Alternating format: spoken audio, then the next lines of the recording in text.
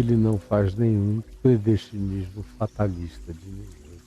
Vá dormir com esse barulho e escolha quem é o Deus da sua vida. O meu eu sei quem é, e ele está de braços abertos na cruz, chamando todos os seres humanos, de todos os lugares e de todas as dimensões. Pois bem, no verso 17 desse capítulo 20, está dito, estando Jesus para subir a Jerusalém, porque eles não tinham ainda chegado a Jerusalém, onde, por exemplo, essa parábola da vinha e dos trabalhadores da última hora veio a ser contada por Jesus aos seus discípulos. Não tinham, mas estavam se aproximando das regiões montanhosas da Judéia. Jerusalém é um lugar alto, está uma média de 800 metros de altitude em relação ao resto do país. Não é o lugar mais alto, mas é um dos mais altos do lugar. Por isso, em toda a Bíblia, toda vez que se refere a Jerusalém, se diz subindo para Jerusalém, porque era um caminho de ascendência. Como Jerusalém é diferente da Galileia, onde se diz descendo para o mar da Galileia, porque era um lugar baixo. Como Jericó é baixo, uma descida. Como o Mar Morto é mais profundamente ainda uma descida. E o Jordão tem esse nome porque significa aquele que desce. É bem embaixo mesmo, topograficamente. Portanto, estando Jesus para subir a Jerusalém, chamou os 12 apóstolos que estavam com ele, que andavam com ele, que dormiam com ele, e que estavam, portanto, fazendo a viagem com ele, e em caminho, enquanto andavam, enquanto subiam, lentamente, não foi num instante que chegaram a Jerusalém, eles foram parando a uma quantidade interessante de episódios que a gente vê nesse processo até chegar lá. Você encontra no Evangelho de Marcos e no Evangelho de Lucas vários episódios nesse processo, entre esse momento aqui e a chegada a Jerusalém. É justamente esse interregno aí que eu quero preencher com Lucas e com Marcos, para você ter esses episódios que em Mateus não foram mencionados. Logo, logo eles vão chegar a Jerusalém de acordo com a narrativa de Mateus. Com a de Marcos, especialmente com a de Lucas, isso demora mais tempo. E tem coisas importantes que ele diz. Mas então, nesse caminho, chamou os 12 e lhes disse: eis que subimos para Jerusalém. Repete, é a 5ª vez que ele diz isso. Se a gente for contar as repetições nos 3 evangelhos sinóticos, foram muito mais, mas só aqui em Mateus a gente já viu isso 1, 2, 3, 4, essa é a 5ª vez em que ele repete a mesma coisa e os discípulos nunca lidam com a informação de maneira correta. Como eu já mostrei para vocês, desde a Galileia. Você lembra? Quem está me acompanhando o tempo todo sabe exatamente como é uma negação total que esses apóstolos fazem acerca da mensagem da cruz. Jesus fala que haverá cruz, que haverá morte e que haverá ressurreição, mas eles não querem saber.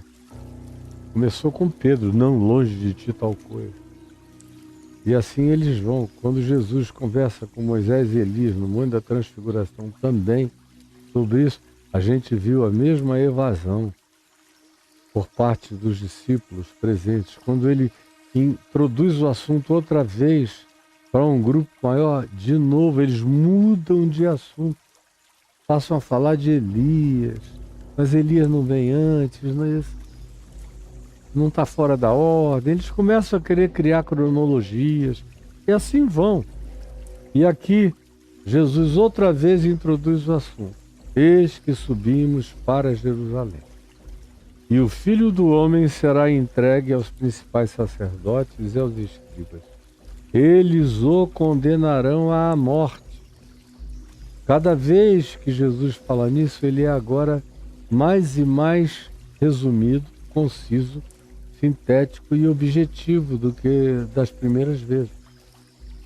E prossegue dizendo, e o entregarão aos gentios, porque ele acabou também passando pelas mãos dos romanos, no caso, dos soldados que o açoitaram por obrigação de ofício, e também Pilatos, que foi designado para julgá-lo e que fez tudo para isentá-lo, dizendo, eu não vejo mal nenhum nele, julguem vocês a ele. Não, nós não podemos. Se a gente fizer esse julgamento, nós vamos contrariar a lei. Além do mais, nesse festival da Páscoa, nós não podemos. Nós precisamos que vocês, autoridade suprema e máxima, que nós reconhecemos, disseram os sumos sacerdotes, que são os romanos, julguem-no em nosso nome, empurraram como puderam para Pilatos. Por isso é que na brincadeira a gente diz, eu entrei nessa armação assim como Pilatos entrou no credo. Pura armação, o cara não queria. E o entregarão aos gentios para ser escarnecido, açoitado e crucificado, mas ao terceiro dia ressurgirá. Mas ao terceiro dia ressurgirá. Mas ao terceiro dia ressurgirá pela quinta vez. Mas ao terceiro dia ressurgirá. Mas não adianta. Eles continuam em negação. Eles continuam não querendo ouvir. Eles continuam com os sentidos obstruídos. Eles não querem saber dessa história da cruz, de açoite, de morte, de humilhação, mesmo que tudo isso termine com ressurreição. Ao terceiro dia ressurgirá. Por quê? Porque eles creem na morte, mas eles não creem em ressurreição. Esse é que é o fato. Porque se eles crescem em ressurreição, a morte seria apenas um episódio no meio desse caminho que terminaria de maneira gloriosa, vencedora e poderosa, com algo magnífico, inexplicável e indizível, que é a ressurreição. Mas eles não criam em ressurreição. Num certo sentido, ninguém crê em ressurreição. Todo mundo crê em morte. Mesmo falando, por exemplo, dos crentes. Todo crente crê em morte. E na morte física. Deus me livre. Batem na madeira. Vira essa boca para lá. Até, por exemplo, eu que falo na morte com a naturalidade com a qual eu falo no nascimento, toda vez que eu falo na morte, por exemplo, na minha morte, uma quantidade enorme de pessoas batendo na mesa. Não. Parece até que eu vou viver para sempre. Eu não vou viver nessa terra para sempre. Eu já vivi mais do que tenho de vida ainda. Tudo que eu tiver de vida para frente é bônus, é lucro. Como diz o Salmo, a vida do homem chega a 70 anos. Eu cheguei a 70 anos. Em havendo vigor a 80. O que passar disso, você pode até passar com muita longevidade. Raramente alguém passa disso com vigor. Porque depois dos 80, no geral, quando se passa disso, o que nos aguarda é canseira, é enfado, é dor, é achar que é isso, é aquilo. Faz parte. E daí é normal.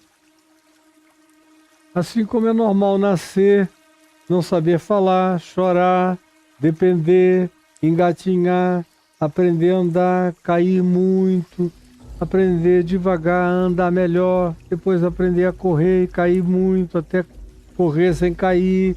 Tudo é processo, tudo é natural. A morte é natural. Agora, o que os discípulos não conseguem crer, nem nos evangelhos e nem no dia de hoje, nem aqui comigo, conseguem crer, é na ressurreição com naturalidade. E vem Jesus e diz, mas no terceiro dia ressurgirá, e eles não querem esse assunto. Como é que eles se evadem desse assunto aqui? No verso 20 diz, então, Jesus acabou de falar isso. Acabou. Quando ele acaba de falar, então, se chegou a ele a mulher de Zebedeu, que é pai de Tiago e João, e que ficara na Galiléia, cuidando da indústriazinha pesqueira que eles tinham com Pedro e com André. Mas a mulher dele seguiu com Jesus. Vocês vejam como essas mulheres do Evangelho têm muita liberdade de movimento. Lucas 8 diz que várias delas deixaram para trás casa, marido, filhos e seguiram Jesus durante aquele período.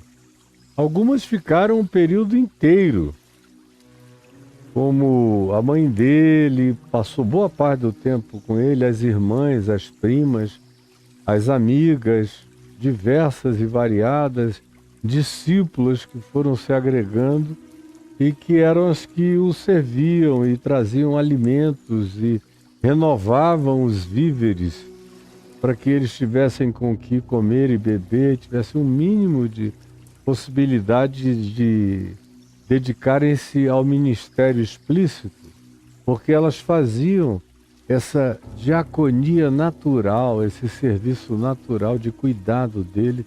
Leia lá em Lucas 8.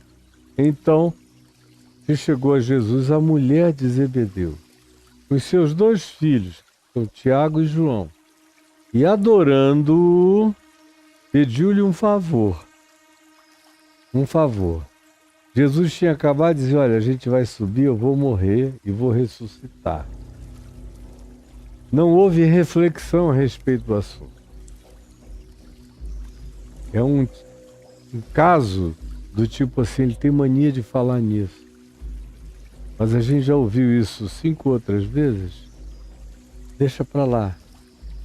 Vamos mudar o tema, vamos mudar de assunto. E é o que ela faz levando os filhos, não faz sozinha não. Ela pega os 2 filhos, são apóstolos, Tiago e João, que são pessoas que estão sempre com Jesus em ocasiões particulares. Eles tinham visto, por exemplo, a transfiguração, eles tinham visto algumas outras situações. Eles foram os únicos levados para dentro da casa do chefe da sinagoga em Cafarnaum, chamado Jairo, para a ressurreição da filha dele. Lembram do Talita Cume? Pedro, Tiago e João foram os únicos convidados a entrar, como há outras ocasiões em que eles também são mencionados como um grupo que faz parte de uma categoria que penetra algumas intimidades e que nem todos a elas e para elas são convidados. Pois bem, eles ouviam coisas particulares. Eles tinham ouvido aquele diálogo inusitadíssimo de Jesus. Imagine Jesus dialogando com Moisés e com Elias no Monte Hermon, na Transfiguração, falando a respeito desse tema que eles fugiam, da cruz. Falando da cruz. Você lê isso no Evangelho de Lucas, no texto alusivo à transfiguração, diz: e eles conversavam acerca da partida que Jesus estava para cumprir em Jerusalém.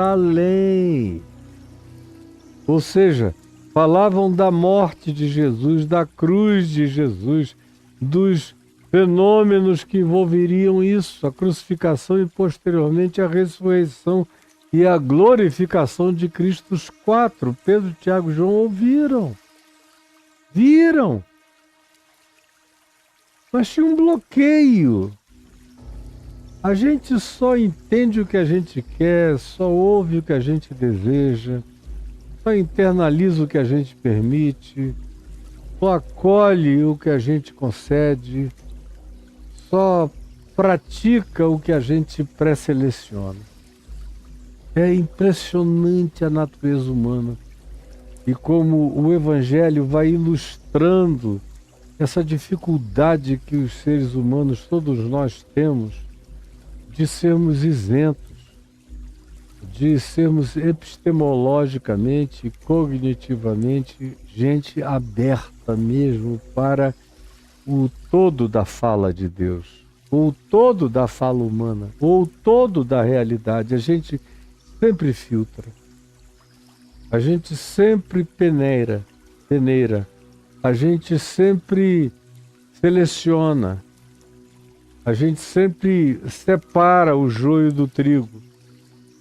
A gente escolhe o que a gente quer que seja o nosso joio e a gente bota para o lado o que a gente acha que é uma fala que não nos interessa, que não nos agrada. E aqui de novo, Jesus acaba de falar isso, e como eles já tinham se insurgido contra, no caso de Pedro, isso não te acontecerá. Aqui em Mateus 16, vocês viram o que aconteceu. Foi que Jesus respondeu. E nas outras ocasiões, todas as vezes que Jesus menciona como eles são evasivos, e fogem, e puxam, e mudam de assunto, e trazem uma outra questão, e metem algo para tentar atrasar a discussão. E aqui, quando Jesus outra vez fala a mesma coisa, e chega a ele imediatamente a mulher de Zebedeu, com seus filhos, Tiago e João, e adorando, eles vêm e se ajoelham e o adoram. O que era uma coisa bárbara, chocante, na perspectiva do judaísmo, ou do olhar religioso judaico, ou mesmo do olhar humano, pagão, na Palestina, ou no território de Israel, ou entre os filhos de Israel, ou entre os chamados gentios, que eram os não israelitas, era algo chocante. Chegar uma mulher com 2 filhos adultos e se ajoelharem diante de um homem de 33 anos e o adorarem. E é o que eles fazem. E Jesus não diz nada contra, porque ele sabe quem ele é. Ele lida com isso com naturalidade. Vocês nunca vão ver Jesus levantando alguém dizendo, não, adora a Deus, a mim não. Eu sou apenas um profeta, um enviado. Ele é aquele que diz, eu e o Pai somos um. A megalomania de Jesus é essa. Ele carrega essa megalomania e só é aceitável em Deus. Só alguém que seja eterno e incriado e que não seja subproduto de nada nem de ninguém é que pode aceitar a adoração, porque ele é o ente indesignável, ele é o inexplicável, ele é o absurdo, ele é o inexprimível, ele é o inalcançável, ele é o indisponível a todas as qualquer racionalizações. Esse é digno de todo louvor e de toda adoração. Ninguém mais. Os anjos, todas as vezes que alguém equivocadamente se ajoelhou para adorá-los, os puseram em pé, dizendo, adora a Deus, nós somos só criaturas como vocês. Quando se tentou fazer isso com Moisés, foi a mesma coisa. Quando se tentou fazer isso com qualquer outra criatura lúcida que não fosse louca, a reação é a mesma. Portanto, Jesus aceitar a adoração só pode definir que ele é Deus ou que ele é o maior de todos os doidos planetários. E como não há nenhum traço de loucura nele, nada, e foram milhares os estudiosos que buscaram traços de loucura ou de devaneio alucinado em Jesus e não encontraram jamais, o que sobrou foi o fato de que nós estamos lidando com Deus aqui. Vêm e o adoram, a mãe e os 2 filhos, e perguntou então Jesus, quando a mãe disse: Senhor, eu quero te pedir um favor. Ela olha para cima, Jesus está diante dela, os filhos ajoelhados ao lado dela, ela diz: Senhor, eu quero te pedir um favor. Aí Jesus perguntou: o que tu queres? E ela respondeu: manda, é uma ordem. Tu tens esse poder, manda que no teu reino, quando tu te assentares no trono, Jesus está falando de cruz e ressurreição. Ele não falou em trono. Ele só vai falar em trono depois de introduzir um interregno de muito tempo. Aqui em Mateus a gente vai encontrar parábolas mais adiante que justamente tratam esse interregno entre a cruz e a ressurreição e a volta de Jesus como algo longo. Vocês vão ver quando a gente chegar no capítulo 24, no capítulo 25. Longo é o interregno, não é imediato. E a gente sabe que eles estão, todos eles, pensando no trono como algo imediato. A cruz, eles vão passar, ele tem essa mania de falar da cruz e da ressurreição, mas ele não vai poder ficar sem ser vitoriosamente manifesto, sem, no final de tudo, nos surpreender, se assentando no trono da sua glória, já agora aqui, seja lá o que venha antes, é só porque ele tem essa vontade de falar, mas a gente está centrado no trono. A gente crê e quer esta glória. E além disso, essa mãe pede um favor em relação ao trono. Pede que, quando esse dia do trono chegar aqui para ela, já que ele fala em morte e ressurreição, a gente passa batido por cima e chega logo no trono. O dia do trono, eu quero te pedir um favor. E Joãozinho, querido, que tu amas tanto, tem um temperamento meio difícil, o irmão dele também, por isso tu os apelidastes de Boanerges, filhos do trovão, porque eles trovejam muito. Ao mesmo tempo, João, que também é um ente trovejante, é paradoxalmente um ser muito carinhoso, meigo, tem uma capacidade de ternura, de afetividade e de capacidade de toque. Ele é quem bota a cabeça no peito de Jesus e reclina, e faz carinho, tem aquela meiguice. Era muito certamente o mais jovem de todos esses aqui presentes no grupo. E ela diz: manda que no teu reino, nesse manifestar da tua soberania que vai esmagar todos os maldosos e perversos, especialmente os romanos, qualquer adversário humano ou espiritual de qualquer natureza, manda que na chegada desse teu reino de glória, estes meus 2 filhos, nos meus, ela se coloca no privilégio. Estes meus 2 filhos, eu não sou eles, mas eu sou quem os pariu, sou a mãe deles. Então é uma glória que também me serve. estes meus 2 filhos se assentem, um à tua direita e o outro à tua esquerda. Com relação a quem fica à direita e à esquerda, tu podes escolher, desde que eles fiquem assentados. Isso tudo é dito enquanto ela está ali, num estado de adoração, falando com Jesus e dizendo: eu queria um à direita e o outro à esquerda.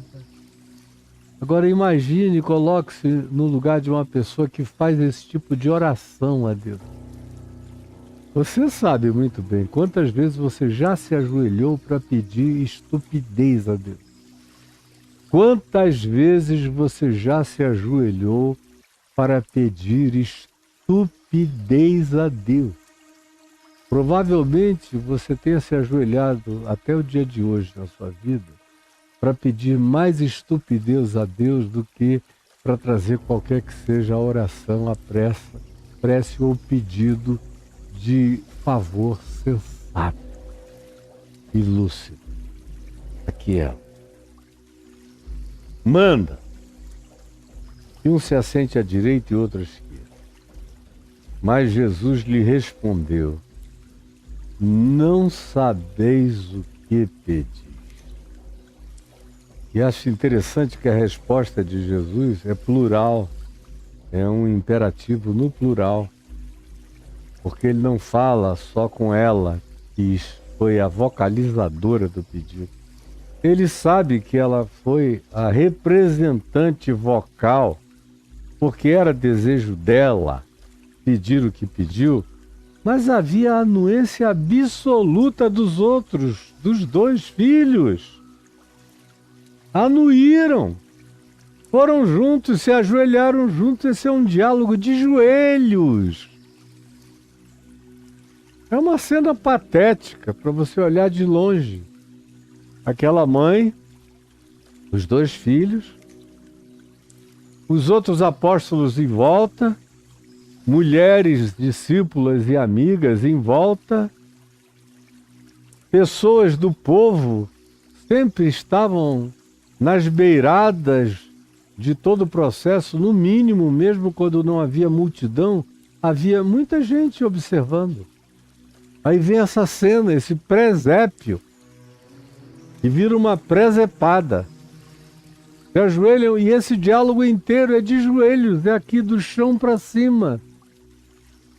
E os outros em pé olhando. Meu Deus! Que oração mais estranha, que cara de pau! Mas Jesus respondeu: não sabeis o que pedis. Incluiu os 3 no pedido, porque eles estavam dentro. A mãe era apenas a vocalizadora.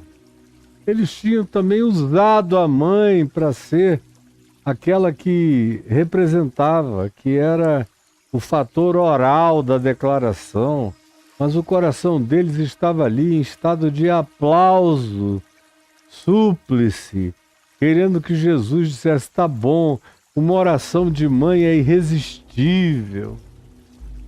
Você que é uma mãe que cuidou tão bem dos filhos e que me acompanha agora, veio da Galileia até aqui, nessa penúltima hora, nessa 1ª hora, você chegou aqui para fazer esse pedido, eu vou concedê-lo a você. Era essa a expectativa de Tiago e João. E foi essa a ousadia da mãe. E a resposta de Jesus é para os 3. E para tantos mais quantos queiram ouvir então e hoje e em qualquer tempo.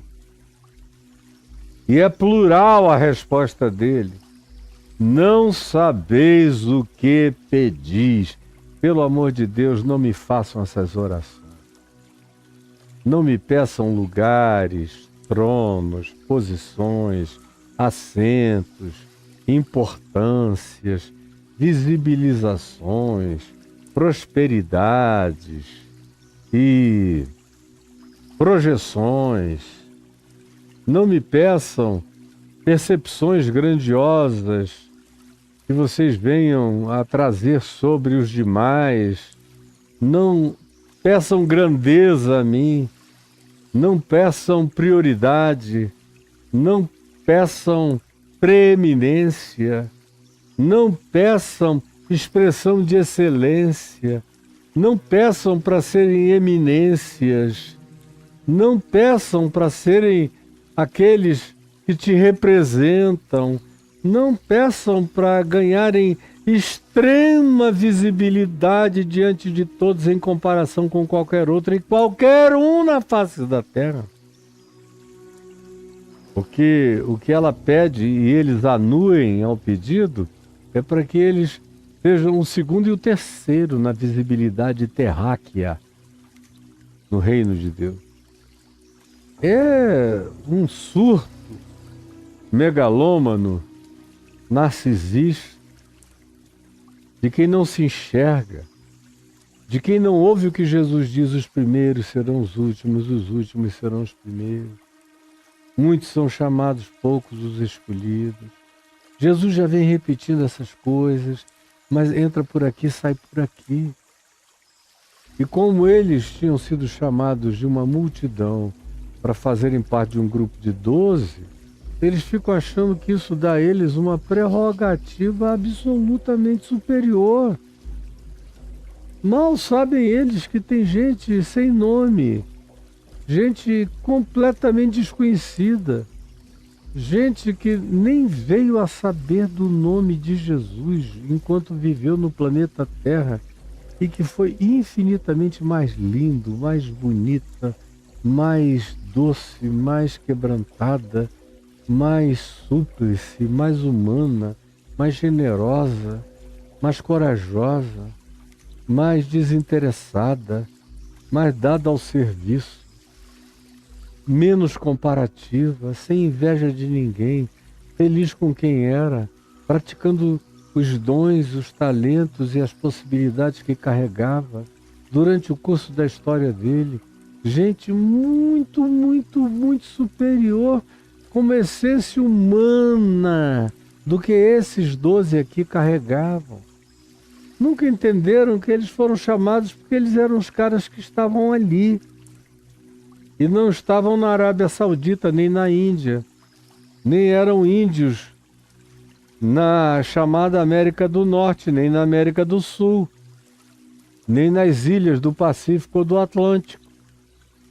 Nem eram pessoas morando na Turquia. Nem eram apolônios, como Apolônio de Tínia, na Turquia, que foi um homem bonito, santo, que não chegou a conhecer Jesus, mas foi lindo. Como indivíduo sozinho, sem a ajuda do ensino do Evangelho soprado no ouvido dele todo dia, proporcionalmente ele foi mais interessante do que qualquer desses 12 apóstolos. Não sabiam de nada. Mas é assim, quando a gente recebe uma informação sobre o Evangelho, a gente fica achando na mesma hora que aquilo nos tornou gente superior. É por isso que os membros das igrejas são assim tão horrorosos, tão supremacistas, que acham os que têm direito a pedir o patético, na maior pateticidade. São os construtores de presépio para as suas próprias presepadas, das suas piedades orgulhosas, das suas piedades cheias de clamor de superioridade. Eu quero só um favorzinho, que tu coloques o meu filhinho, um deles à direita, outros à esquerda, para que quem olhar para ti veja os dois juntos, e o resplendor da tua glória nos tronos que eles terão ao teu lado. É só isso que eu te peço. Por favor, Jesus. E Jesus olha para baixo e diz: vocês não sabem o que pedem. Vamos levantar daí. Pelo amor de Deus, não sabeis o que pedis. podeis vós beber o cálice que eu estou para beber? Aí Jesus puxa o assunto da morte, do sofrimento, do flagelamento, do abuso, da rejeição, do sofrimento aleatório, do arbítrio de terceiros realizando os seus desejos malignos, tirando a vida de pessoas. Jesus introduz esse tema. Vocês não sabem o que estão me pedindo quanto a sentar no trono. Agora, deixa eu fazer uma pergunta a vocês, já que vocês estão fugindo do tema da cruz e da ressurreição. Podeis beber o cálice que eu estou para beber? E eles responderam. E agora aqui provavelmente já não foi a mãe que respondeu, mas os dois homens, Tiago e João. Podemos. Podemos.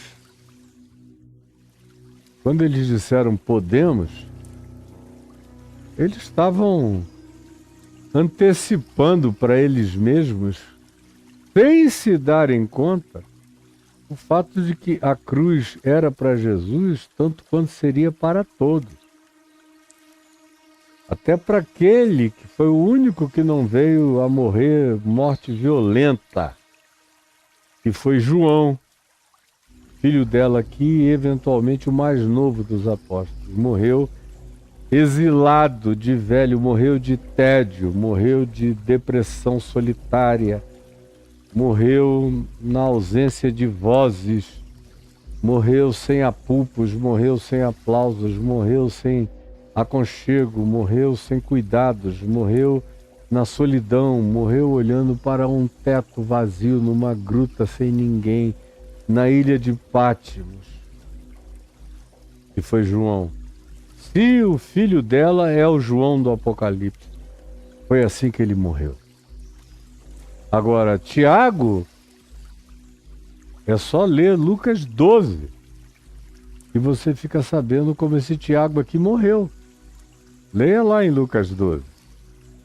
Ele morreu decapitado. A cabeça rolou para lá, o corpo caiu para cá.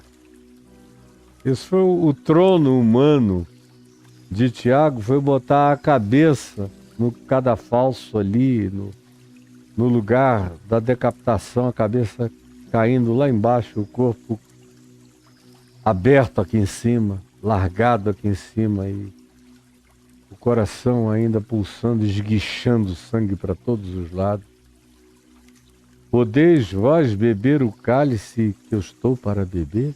Responderam-lhe, podemos. Então lhes disse Jesus, bebereis o meu cálice. Eu vou deixar vocês beberem o meu cálice, com certeza. Vão beber e se preparem. Mas à minha esquerda e à minha direita, mas ao assentar-se à minha direita e à minha esquerda, não me compete, não me compete. Eu não designo ninguém para lado nenhum, para preeminência nenhuma. Isso não está no meu arbítrio. Isso é que é lindo.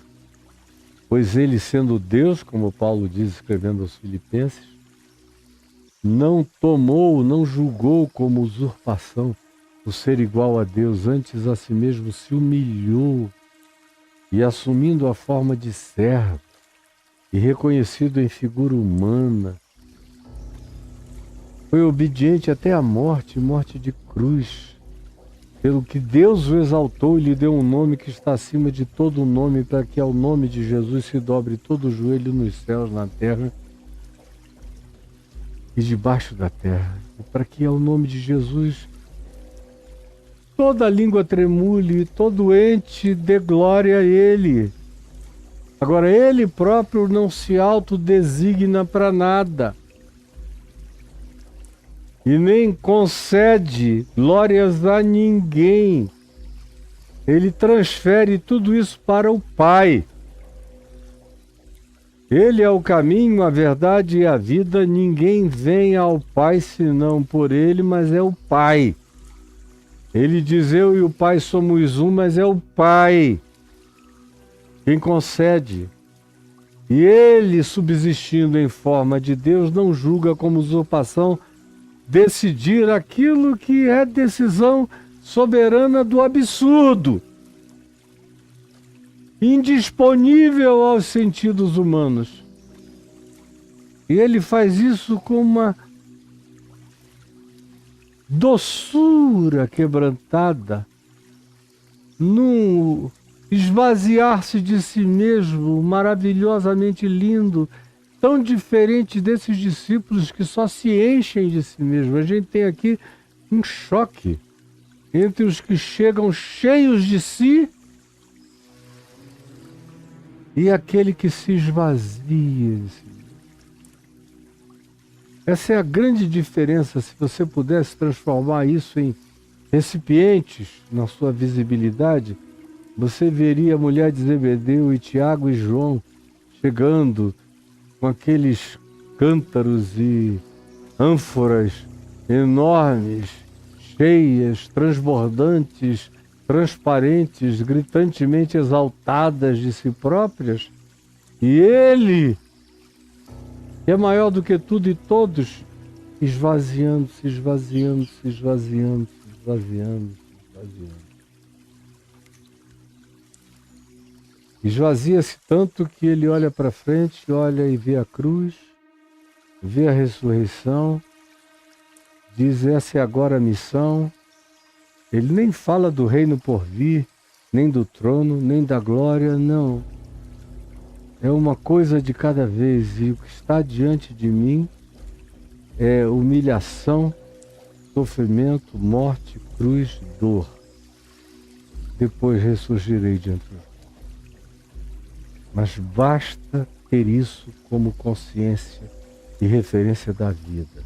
Aí lá vem eles, pulam por sobre a cruz e a ressurreição e querem já fazer a colocação de 3 tronos, e ela já quer entronizar neles os seus filhinhos Tiago e João. Vocês podem, vocês não sabem o que vocês estão pedindo. Vocês podem beber o cálice que eu estou para beber? Aí os dois disseram: podemos. Sem ter ideia. Eu fico imaginando a quantidade de vezes em que Tiago, sendo levado para ser decapitado, não pensou justamente nesse episódio aqui. Podemos ser batizados com o teu batismo de morte. Não era nem de cruz, porque a decapitação é suave, é rápida. É um martírio generoso. Acaba logo. Consciência se esvai logo. Não há dor. Cruz não é longa, é terrível, é ignominiosa. Mas eu imagino Tiago andando para aquele lugar onde ele seria decapitado para atender aos desejos e à propaganda política do rei Herodes, que estava fazendo política com a morte dos apóstolos. Quantas vezes ele não pensou naquilo, naquele dia, naquela tolice, naquele dia, mais do que nunca. Jesus diz: não cabe a mim. Bebereis o cálice, mas assentar-se à minha direita e à minha esquerda não me compete concedê-lo. É, porém, para aqueles a quem está preparado por meu Pai. Isso já está feito. Não será resultado de um improviso de última hora. Já está feito. Já foi designado por meu Pai. E, eventualmente, vocês não têm nada a ver com isso. Na realidade, não deveriam nem pensar nesse tema. Eu só chamei vocês para me seguirem, eu não falei nada além de me sigam. E eu darei um trono assim, o assado, para qualquer um de vocês, começando por quem chegou primeiro, até por quem chegou depois. Não! Eles tinham, se quisessem, tinham acabado de aprender a lógica do reino de Deus nessa parábola da vinha que antecedeu a tudo que eu estou falando hoje aqui, mas eles nem isso aprenderam. Tiago e João e a mãe deles achavam que, como eles tinham sido os primeiros a receberem o convite, eles eram trabalhadores da primeira hora e tinham direito a sentar no trono. Vejam como está tudo interligado e como, apesar do evangelho estar todo interligado, os discípulos não aprendem nunca. Isso é que é trágico. Sobre a realidade de ser discípulo, eles não aprendem nunca. Eu já estou falando há 1 hora. E eu vou parar aqui no dia de hoje.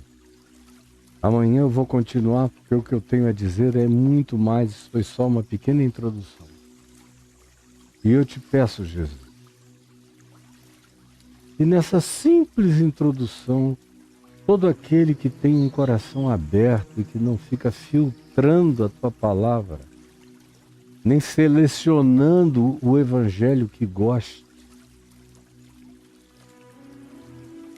e esses que têm o coração totalmente em estado de arreganho, de alma e de ser, do todo da tua palavra, tenham acolhido o ensino do quebrantamento e do silêncio.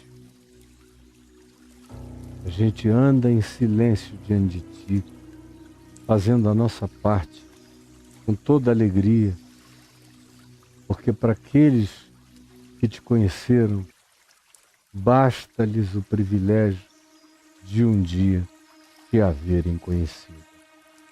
É o que eu te peço, que aqui aconteça no coração de cada um, em nome de Jesus. Amém e amém.